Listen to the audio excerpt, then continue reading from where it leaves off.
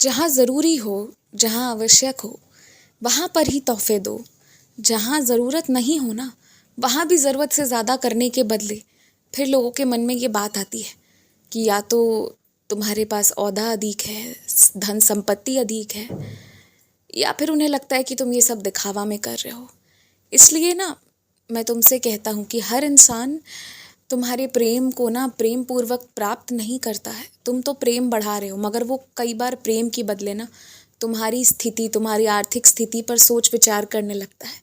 इसलिए तुम्हारे जीवन में क्या चल रहा है, कहाँ से आमदनी आ रही है, कहाँ खर्च है, क्या है ना, ये सब की सटीक सटीक जानकारी अपने आसपास वालों को बिल्कुल मत दो।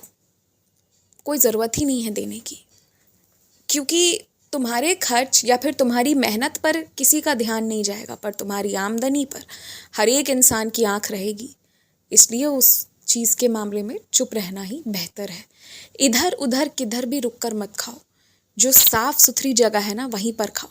साफ सफाई से एक दिन, एक क्षण, एक पल के लिए भी समझौता मत करो, क्योंकि तुम्हारा ये भोजन है। इसे जिस तरीके से अगर साफ सफाई से ग्रहण करोगे तो तुम्हारे शरीर को ये साथ देगा, और नहीं करोगे तो बीमार करने में भी देरी नहीं लगती है।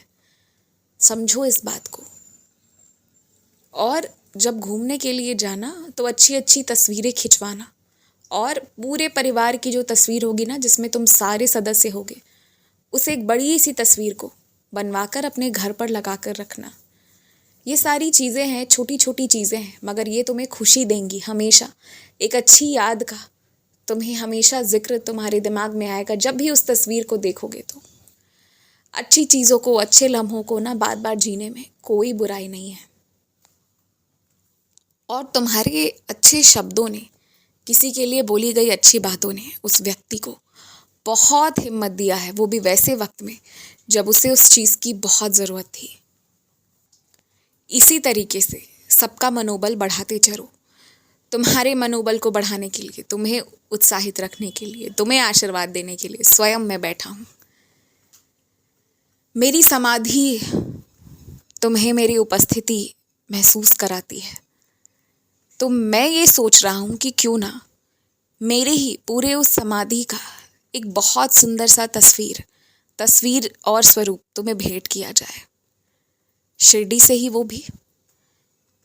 तुम देखो, उसकी व्यवस्था भी होगी शीघ्र अतिशीघ्र। और प्रयास तुम ये करना कि जब सुबह उठो तो ना उठने के तुरंत बाद ही तुम पहले अपने सारे ज़रूरी काम करना, और बाद में जो है ना, जिससे बात करना हो और जो भी इधर उधर की चीज़ें हो वो बाद में करना।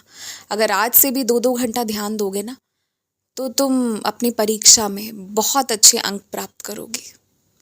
खुश रहो, मुस्कुराते रहो।